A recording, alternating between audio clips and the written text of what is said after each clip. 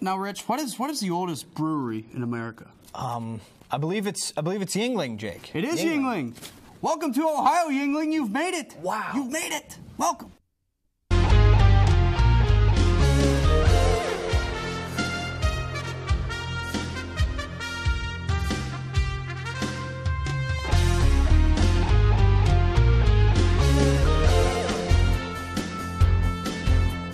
Good evening, everybody. Welcome to Sports Corner. I'm Rich Pierce. And I'm Jake Corcoran. What a weekend it was, Jake. What a weekend it was. It was a weekend. It could have been better. Those Golden Flashes. They were coming off their first win of the season, as they went down to Athens to play the Ohio Bobcats. And last season, it was the Golden Flashes who played spoiler to OU when they ruined their MAC championship hopes in the final game of the regular season. So with the chip on their shoulder, the Bobcats took on KSU in the first MAC matchup of the season for the two teams. Let's take a look at these highlights of Bobcats. They're coming to play, but early on, a field goal gets blocked. Kent State special team shows up big. Calvin Tiggle picks it up. Kent State looking good early. Again, big defensive play here by OU's. Jock Terry throws an interception on a trick play. Not looking too good, but CJ Malulu gets a strip in the backfield off. Tyler Tettleton, he had a great game. We'll talk more about that later. But Spencer Keith, here he is. Second game in a row with a bootleg touchdown run. Kent State goes up early. Yes, sir, but here comes Tyler Tettleton. He's going to find his man in the end zone for the touchdown to tie the game at 10 going into halftime. And OU, it was a close game the whole game. Tyler Tettleton again, this time. He's going to find his guy again, and he's barely going to get in the end zone. That's going to be the difference maker. Unfortunately, for the Kent State Golden Flashes, they lose 17-10. Spencer Keith, another tough game. 2 interceptions, 4 turnovers for the team for the game. And here's what Coach Hazel had to say about the Flashes' fourth loss of this season. Watching the film yesterday and studying the film, I was extremely pleased on how hard our football team is playing right now. And on all 3 phases, special teams, defense, and offense, they're playing hard. And as I told the team yesterday, that that's not the end-all, be-all.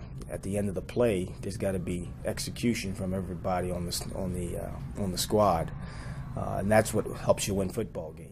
Well, now 1-4, the Flashes push ever onward into MAC play, and it appears there will be no break in the storm that has been this season so far. Saturday, the Flashes will travel to DeKalb to take on the always formidable Huskies of Northern Illinois. The Huskies have, by their standards, underachieved thus far, starting at 2-3. They, too, though, lost their first conference game, but unlike the Flashes, they did so in a shootout against Central Michigan. The Huskies have no problem scoring, and that's for sure, as they have put up more than 40 points in 4 of 5 games this season. The attack is led by prolific dual-threat quarterback Chandler Harnish. Harnish is averaging more than 75 rushing yards a game and nearly 250 yards passing. Good. He's a good player. He's got a tremendous accuracy. He's got good feet in the pocket, and he can pull it down and run with it. So we're going to have to do a good job and he's got good weapons on the outside as well. So we have to do a good job of being sound, not giving up the big play. And then when he does pull it down, we need to do a good job tackling.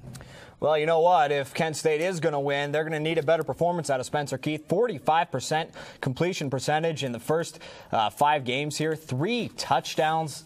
That's the 6 interceptions. CJ Malulu, 37 tackles. He's got to continue his very strong play. And the Lukes in the secondary, Batten and Wallet, they've got to have a great day because they have to make up for something. We'll tell you about that in just a minute. Yeah, and let's talk about the Huskies players to watch. It's Chandler Harnish. Obviously, he rushes pretty well, 75 yards per game on the ground, nearly 250 yards in the air. He's pretty good. He's also got a pretty good running back, Jasmine Hopkins. He rushes pretty well, too, 86 yards per game, so look out, Kent State D. Well, the Kent State secondary will have to play without Norman Wolf. Wolf suffered a foot injury, and he's going to be out for 5 weeks. Taking his place will be Sidney Salter and Darius Polk. They'll tag team that position. Well, before the injury, Wolf had 2 interceptions this season, so he was very effective.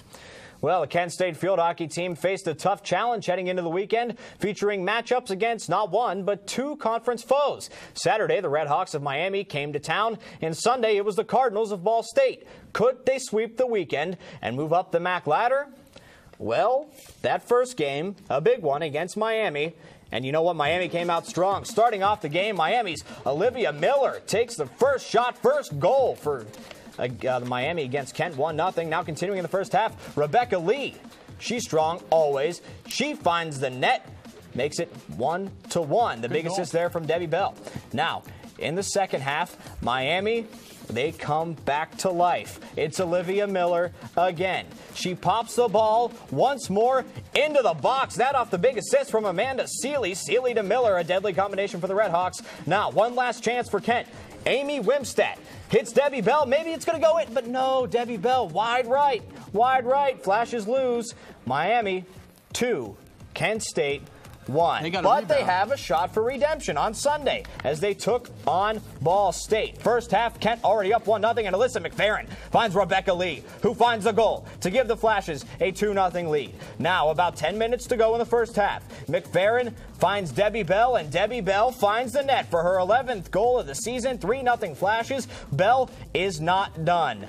She jukes, and then she does it all herself. Gets her own rebound, puts it in. 12th goal of the season. Lady Flashes go up 4-0. Lady Flashes go on to win 4-1. A big, big victory. Debbie Bell, 2 goals, and Rebecca Lee also netted a goal.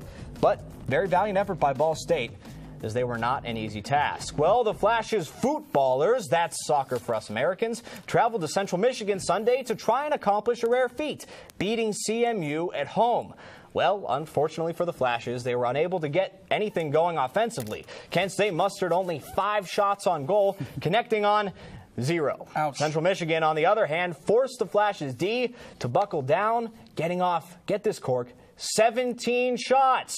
Goaltender Kelly Sherwood fought valiantly in the net, but had 3 squeak by her. Flashes fall 3-0 and 2-2 now in the MAC. Well, let's stay up there at Central Michigan as the woes continued for the KSU volleyball team this past weekend. They lost their 6th straight match, and this time it was the Central Michigan Chippewas. Kent State lost 3-1, ending a 5-match streak of not winning any sets at all. Junior Kathy Krupa had led the way for KSU as she had the team-high 12 kills, and Kent State's next test will be this Friday night in Buffalo against Doubles. And let's kick that negativity to the curb and talk about this week's Kent State Student-Athlete of the Week. It's sophomore field hockey player Rebecca Lee, and she's going to take the cake, and as she should. Lee buried 3 goals this weekend, including a lone goal in Kent's loss against Miami, and the Aussie assassin is just behind Debbie Bell for the team lead in goals with 5. And be sure to see a full interview with Rebecca Lee on Sports Corner this Thursday at 9 p.m. That's right. She's good. KSU. She's good. Yes, but a couple teams in the MAC try to take down Big East and Big 12 teams this weekend. That they did. Stay tuned to see if the Mountaineers and Sooners could handle the MAC attack. We have more on Sports Corner right after this.